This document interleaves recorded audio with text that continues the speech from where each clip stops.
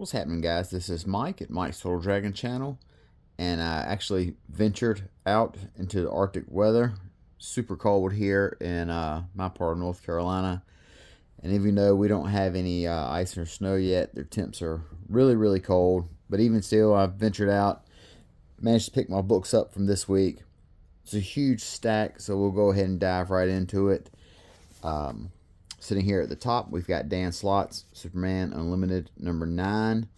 All in all, every month is a real solid story. May not be the greatest Superman story, but it's at least, I don't want to say serviceable, but it's always very entertaining. Even if it's not the greatest in the world, if it's not a home run, it's at least a solid double or a triple. So you can't complain about that. It's about what I expected from the Dan Slott to be. The Dan Slott was going to be, nothing groundbreaking, just something that was always pretty good. So that's Superman Unlimited. Then we've got part 3 of Ninja Turtle Battle Nexus, which is essentially the multiverse video, or the multiverse battle with turtles from all different types of continuity fighting each other. Then we've got Exquisite Corpses, which has been a really fun mini-series. I've enjoyed it reading individually. I think I'm going to pick up the hardcover, the collection. I think that'll go a lot better than it is going right now. I think it'll be, I'm enjoying it, but I think when I sit down and read it in binge format, I think it'll hit a lot harder. Captain America number 6 right here. This is, like I always said, this is the good chip. We got good Chip Zdarsky on this. Hulk Smash Everything number 2. This is a Ryan North book. And if you want a more conventional take on the Hulk outside of what's being offered in Infernal Hulk, then this is the book for you right here. Just straight up Hulk smashing everything, just like it says right there on the title. Then we have Immortal Thor by Al Ewing. I've enjoyed this book right here. It is, if you haven't heard anything about it, give it a shot. It's a little bit confusing. It is kind of like a, what's the word I'm looking for here? Kind of like Thor has been stripped of his powers, his memories, some of his abilities, and he is attempting to kind of like find out what's going on. He runs into like prankster Loki. He runs into, prankster Loki is in kind of some sort of cahoots with Odin. So Al Ewing has told a real good story here with Thor. I did not like the Immortal Thor, which was the previous volume, but this version of Thor that Al Ewing's crafted, I've really liked that. It's not as much, over the top. He's not journeying to different realms. He is not fighting as many supervillains, mostly kind of like street gangs, that type of deal. So that puts the Immortal Thor right here. So it's kind of a different vibe on Thor, but still really solid.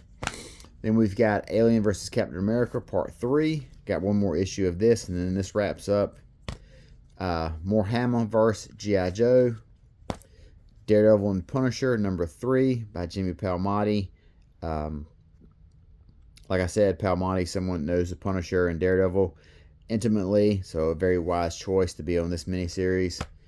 Ryan North, Humberto Ramos, Fantastic Four, always a must pull. X-Men by Jed MacKay. This is the first issue after the Age of Revelation, so it'll be very interesting to see what they have going on as the wrap-up. Then we've got Inglorious X-Force number 1. I'm interested to see how this plays out. I do like Helverine. I like the cast here with Archangel, Cable, Boom Boom. So it'll be interesting to see how Tim Seeley pulls all this together. Then we've got Rogue, the first issue of this miniseries by Erica Schultz with the David Nakayama cover. I like Erica Schultz's work in general, so I'm pretty sure this will be no different than any of the other books of hers that I've read. Then we have got the Psylocke Ninja number 1 by Tim Seeley. This is, I want to say, I'm trying to remember what kind of imprint this is under. It's a Psylocke story, but it's set in the past. Marvel's kind of doing this thing right now where they're putting miniseries, like they had the Rogue with her in the Savage Land. They're having the Psylocke Ninja miniseries. So they're telling these miniseries of these versions of the characters that are from like the 90s, and they're telling us these kind of stories that take place in between the other stories.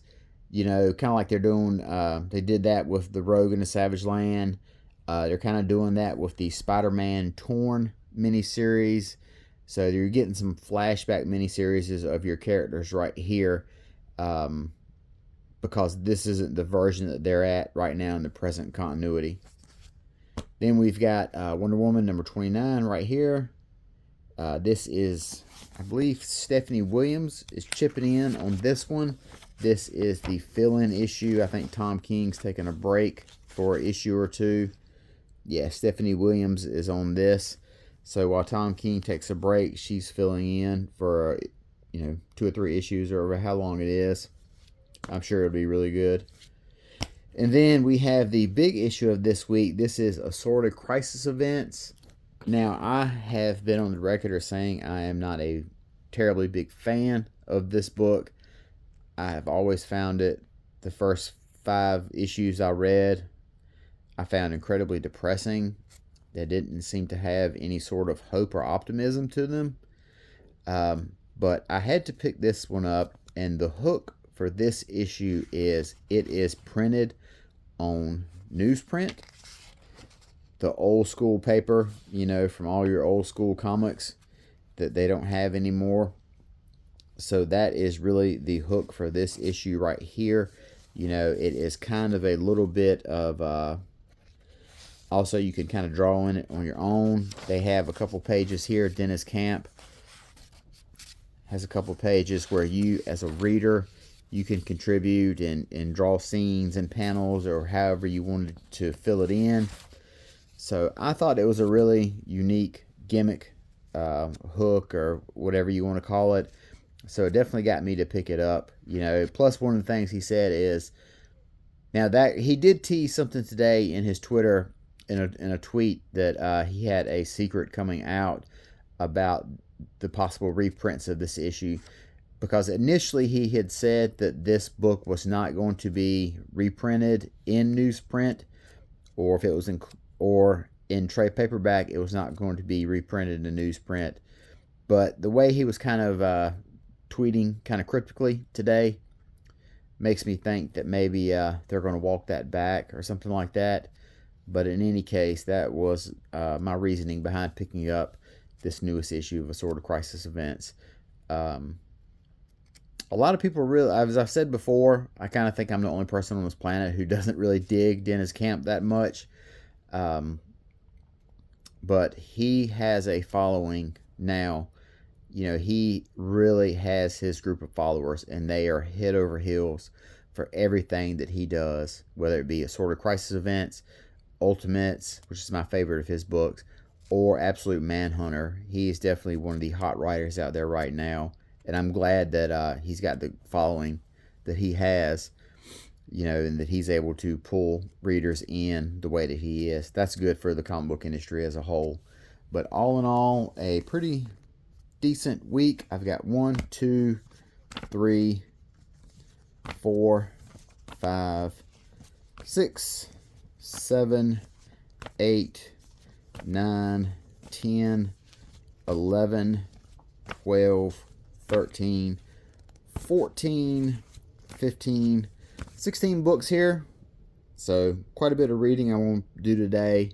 Don't have anything else going on. It's way too cold to be outside. So hopefully you guys, wherever you're at, you're staying warm. So until next time, I will talk to y'all later. Have a good day. Bye-bye.